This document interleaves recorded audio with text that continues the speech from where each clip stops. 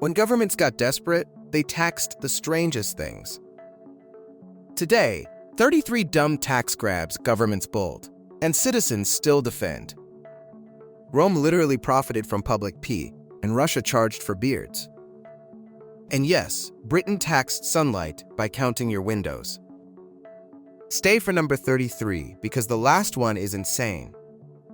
Roman urine tax that turned pee into revenue. Rome taxed pee, and the empire still cashed in. Collectors gathered jars near latrines across busy Roman streets. Officials charged for the right to collect or sell it. Vespasian's son Titus complained, expecting shame, not state profit. Vespasian reportedly waived coins, proving money ignores its origins. It spread because Romans loved baths, crowds, and constant laundry. Today, it sounds absurd, yet it funded real imperial expenses. 2. Peter the Great's beard tax with required tokens.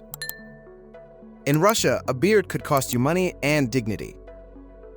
Peter the Great wanted Western looks in early 1700s Moscow. He saw beards as old Russia and scissors as progress. Nobles arriving at court faced barbers or paid the fee. Paying men received metal beard tokens as proof and permission. Without a token, guards could fine you on streets. Priests and peasants got exceptions, but city elites felt targeted. The tax turned facial hair into paperwork, like a tiny passport. It pushed fashion fast because nobody enjoyed bribing their own chin. 3. Viking Danegeld tribute tax, paid to stop raids. England paid Vikings to leave, then paid again anyway. In Anglo-Saxon times, coastal towns feared longships on horizons. King Ethelred the Unready raised Danegeld to buy peace. Silver poured in after raids, especially around London and Kent. Vikings like Sweyn Forkbeard learned the kingdom had deep pockets. The more England paid, the more raids looked profitable. Collectors squeezed ordinary farmers, not warriors holding axes. Peace became a subscription, and the bill kept rising. It taught a brutal lesson. Extortion works when it works. 4. France's salt tax that fueled smuggling and revolts. A pinch of salt helped push France toward revolution. The gabelle forced many French families to buy taxed salt. In Brittany and elsewhere, smugglers called fauconniers flourished. Officials searched carts, homes, and even clothing for hidden crystals. Prices varied by region, turning neighbors into jealous enemies. Courts punished smugglers harshly, so the trade got desperate. People salted food to survive winters, so demand never disappeared. By 1789, resentment felt as common as bread lines. A basic mineral became a symbol of a rigged kingdom. 5. Britain's window tax that punished sunlight and air. Britain taxed windows, and people literally bricked up daylight. Starting in 1696, more windows meant a bigger bill. Landlords blocked glass with bricks to dodge the assessor. Poorer tenants lived in darker rooms, breathing stale air. Doctors later blamed the tax for sickness and misery. Streets developed weird facades, with fake windows and scars. Households learned to fear inspectors counting panes like cash registers. It lasted into the 1800s, long after complaints turned loud. A tax meant for wealth ended up taxing lungs. 6. England's hearth tax, charging families for each fireplace. In England, every warm fire came with a government tally. After the Restoration, Charles II approved the hearth tax in 1662. Taxmen entered homes, counting hearths like they owned the place. Poor families hid fireplaces or pretended rooms stayed unused. Arguments erupted at doorways because privacy suddenly had a price. The tax hit cottages hard since fires cooked and heated. People nicknamed it chimney money and hated it intensely. Parliament finally repealed it, calling it a badge of slavery. Few taxes taught distrust faster than strangers inspecting your soot. 7. France's door and window tax on every opening.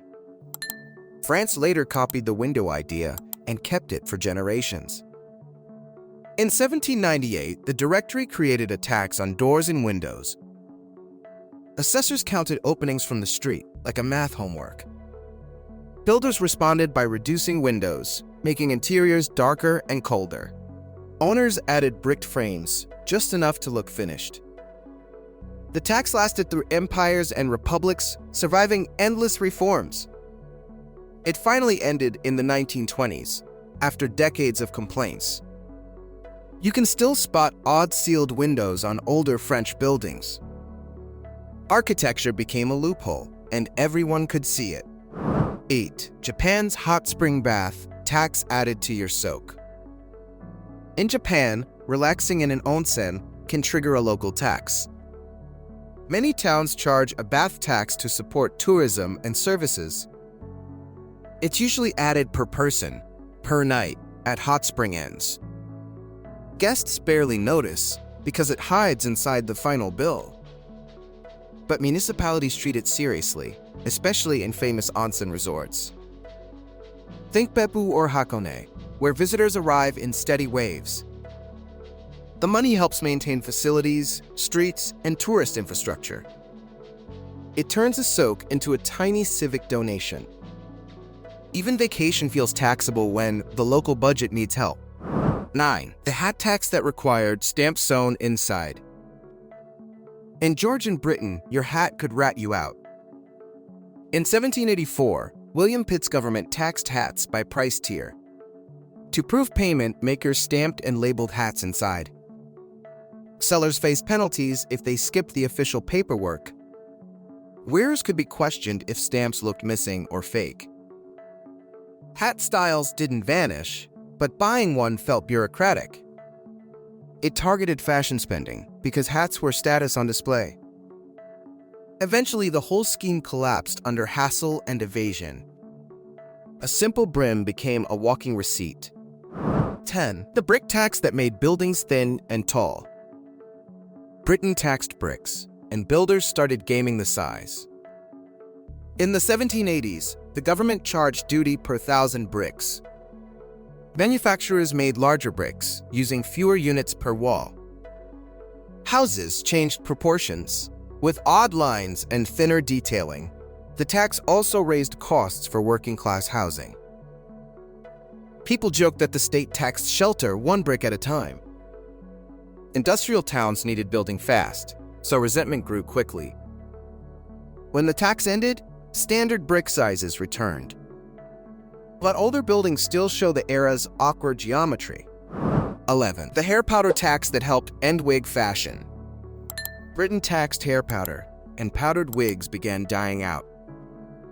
People had to buy certificates, basically licenses for dusty hair. The rich paid, but many quietly stopped powdering altogether. Servants sometimes got exemptions because employers demanded the look. The tax landed during wartime strain, when budgets felt squeezed. Styles shifted toward natural hair, partly because paperwork annoyed everyone. A tax helped nudge fashion into a new century. 12. The soap tax that made clean hands expensive. In Britain, soap was taxed like it was a luxury toy. Excise officers monitored soap makers, tracking batches and ingredients closely. Small producers struggled because compliance meant constant inspections. Households used less soap, even as cities grew crowded.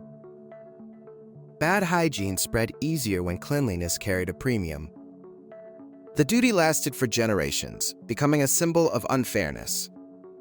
Campaigners pushed repeal, arguing health should not be taxed. When it ended in the 1850s, soap got cheaper fast. A basic bar finally stopped feeling like a guilty purchase. 13. The wallpaper tax that made people use plain paint. Britain taxed wallpaper, so walls suddenly became suspiciously plain. In 1712, printed paper for walls got an extra duty. Manufacturers dodged it by selling plain paper for home printing. Families used stencils and rollers to imitate expensive patterns. Some even painted walls to look like wallpaper from afar. The tax shaped taste because decorators avoided tax designs. You can still find old stencil styles born from avoidance. A tax turned home decor into a crafty underground. 14. The glass tax that shrunk bottles and window panes. Britain taxed glass, and glassmakers learned to economize hard. Starting in the mid-1700s, duties raised prices for glass. Bottles got heavier or smaller, depending on what saved tax. Window panes became precious, especially for ordinary households. Greenish thick glass became common because clarity cost more. The tax also slowed scientific glasswork, including lab equipment. Clear glass finally spread without a government surcharge. 15. The playing card tax that stamped every single deck. A deck of cards once came with a built-in tax stamp. In Britain, duty on playing cards required official printing controls. The ace of spades became the famous proof of paid tax. Forging it brought serious trouble because revenue officers watched closely. Card makers registered designs, and retailers tracked stock carefully. Gamblers still played, but every shuffle reminded you of taxes. The duty helped fund government spending during tight fiscal periods. Eventually, reforms ended it, but collectors still chased stamped decks. Even leisure had to pay to join the game. 16. The clock and watch tax on timekeeping itself. In the late 1790s, Pitt added duties on clocks and watches. Owners registered timepieces, turning personal property into a ledger entry. Others stopped buying new ones, especially outside wealthy circles. Merchants complained, since punctual trade depended on reliable clocks. The tax proved unpopular fast, and enforcement was messy. It was repealed quickly, like a bad idea admitted aloud. Few taxes felt as petty as charging people for time. 17. The servant tax that penalized households with staff. In Britain, hiring help could trigger a tax bill.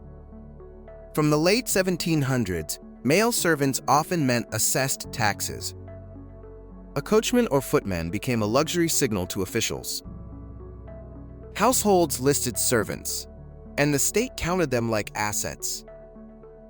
Some families reclassified roles, calling servants by different titles. The tax nudged people to cut staff or hide employment. It hit social status directly because servants were public visibility. Critics said it punished work while pretending to target wealth. It turned domestic life into a taxable display case. 18. The carriage tax that charged the rich for wheels. British assessed taxes included duties on carriages in the 1700s. Officials counted vehicles, sometimes even noting the number of wheels. Owners treated carriages like fashion, so the tax hit pride. Some kept fewer horses or rented vehicles only when needed. City streets still filled with carriages because status beat savings. The tax helped fund wartime budgets under King George's governments. It also deepened class resentment, since roads served everyone. Luxury transport became a rolling invoice. 19. The armorial bearings tax on coats of arms. In Britain, a family crest could become a taxable liability. In 1798, the government taxed armorial bearings used by gentry. If you displayed a coat of arms, you paid regularly. That included seals, silverware, carriages, and fancy stationery. Some families stopped showing crests, suddenly going visually anonymous. Others paid anyway because lineage mattered more than thrift. The tax lingered through centuries, outlasting many old privileges. It finally disappeared in the 20th century, quietly, without fanfare. Heraldry survived, but the bill eventually did not. 20. The scutage tax let knights pay to skip war. Medieval kings taxed knights who preferred money over battlefield mud. Scutage let a vassal pay cash instead of military service. Henry II used it, and later kings leaned on it heavily. Under King John, demands grew harsher, fueling noble anger. Barons felt squeezed because payments came alongside other feudal duties. The money funded hired soldiers, shifting warfare toward professionals. That changed power dynamics because loyalty mattered less than payroll. Scutage became one of the grievances behind Magna Carta pressure. It proved you could buy out of war if rich enough.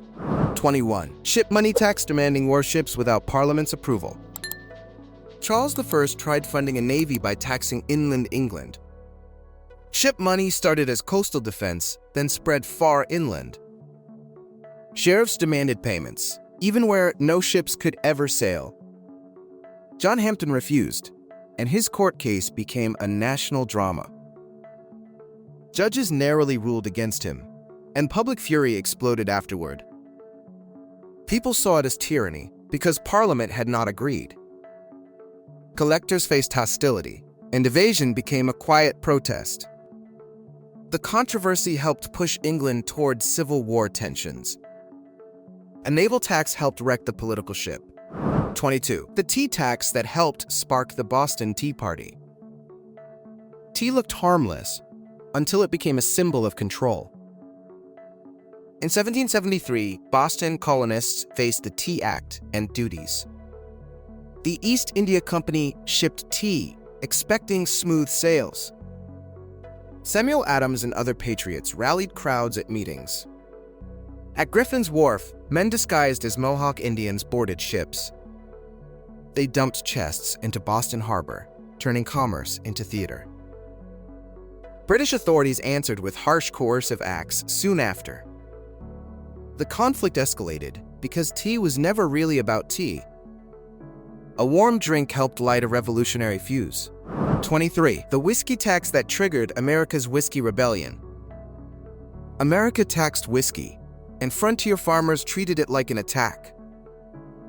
In 1791, Alexander Hamilton pushed an excise to pay debts. Western Pennsylvania distillers relied on whiskey as portable currency. Collectors arrived, and locals tarred, threatened, and chased them away. Tension built until federal authority looked weak and embarrassed. George Washington marched troops, showing the new government had teeth. The rebellion fizzled, but the message landed nationwide. Texas could unite angry neighbors faster than any tavern speech. A young republic learned enforcement was part of being real. 24. The cider tax that set off riots in England. England taxed cider, and the West Country erupted with anger. In 1763, the government targeted cider makers after wartime expenses. Devon and Somerset saw it as punishing a local staple. Crowds attacked excise offices, and protests spread between towns.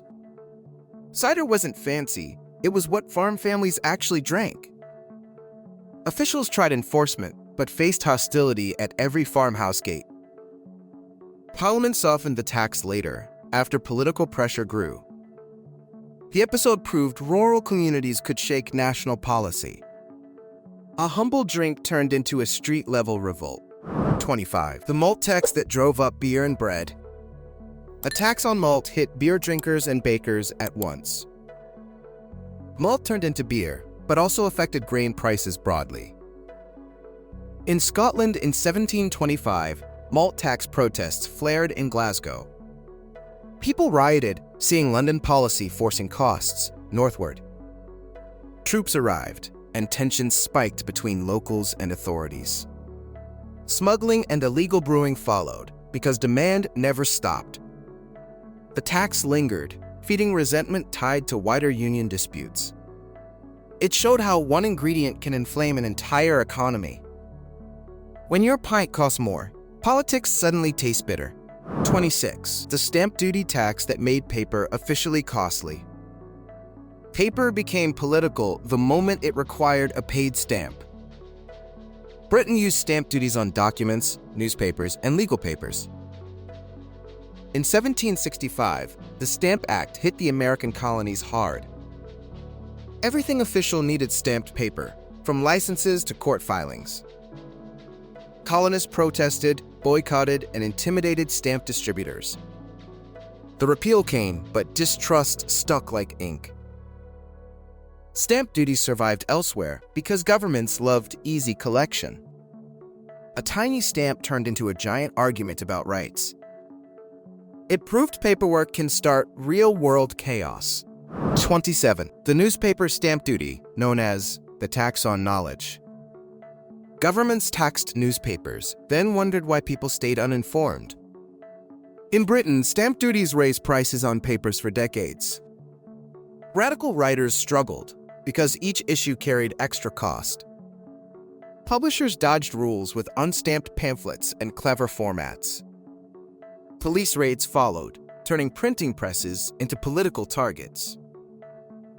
Reformers called it the tax on knowledge and kept campaigning. By the mid-1800s, repeal finally made cheap papers explode. Suddenly, more readers meant more debate and more democracy pressure. A tax tried to slow information, but information eventually won. 28. The sugar duties that made sweetness a luxury. Sugar was once taxed so heavily it felt like a jewel. British duties raised prices on Caribbean sugar through the 17th centuries. Tea, desserts, and jam became more expensive for ordinary families. Merchants and smugglers played cat and mouse along coasts. The tax tied into empire trade, making sweetness part of politics. Households used less sugar or switched to cheaper syrups. Debates over duties mixed with debates over slavery and commerce. Eventually, reforms lowered barriers and sugar became more common. A simple spoonful carried the weight of an entire system. 29. The dog tax that put a price tag on pets. Owning a dog could require a license and a payment. In late 1700s Britain, a dog tax targeted hunting and pets. Officials argued it reduced rabies, but many saw class policing. Some owners hid animals or avoided registration to save money. Enforcement varied, so neighbors sometimes reported each other. It turned loyal companions into taxable property in government eyes. Over time, licensing stayed, even as the old tax changed. It shows how quickly a pet can become a policy. 30. The horse tax that charged owners for keeping horses. Horses powered travel, farming, and status, and governments noticed. Owning extra horses marked wealth, so the state charged accordingly. Farmers complained when working animals got treated like luxury. Some owners registered fewer horses or shifted them between relatives. The tax also affected small transport businesses, relying on hired horses. Officials counted animals like inventory, not living creatures. It pushed costs upward, especially in cities needing deliveries. Before cars, even horsepower came with paperwork and payment. 31. The bachelor tax charging men for staying unmarried. England once taxed bachelors, basically fining men for staying single. In 1695, Parliament sought money and nudged marriage at once. Unmarried men and childless widowers paid extra under the scheme. Officials treated family status like a taxable category, not privacy. Some rushed marriages, while others complained about social engineering. Records turned love into accounting, with fees attached to life choices. The idea resurfaced elsewhere later, whenever budgets look desperate. It shows governments love incentives, even when they feel intrusive. Being single was not just lonely, it could be expensive. 32. The poll tax that helped ignite the peasants' revolt. A poll tax helped set medieval England on fire. In 1381, officials demanded payments per person under King Richard II. Collectors arrived in villages, and people felt cornered and insulted. Rumors spread about harsh questioning, especially toward young girls. Anger erupted in Essex and Kent, then marched toward London. Wat Tyler led rebels, joined by preacher John Ball's messages. They stormed targets, demanded reforms, and forced tense negotiations. The revolt was crushed, but fear haunted the ruling class afterward.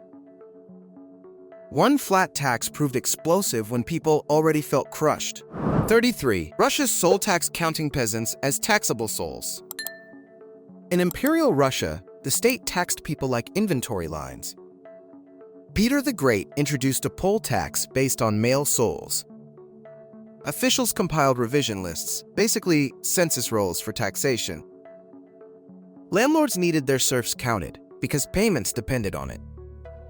If a man died, taxes could still linger until the next revision. That meant families paid for ghosts, at least on paper. It encouraged hiding people or moving them quietly between estates.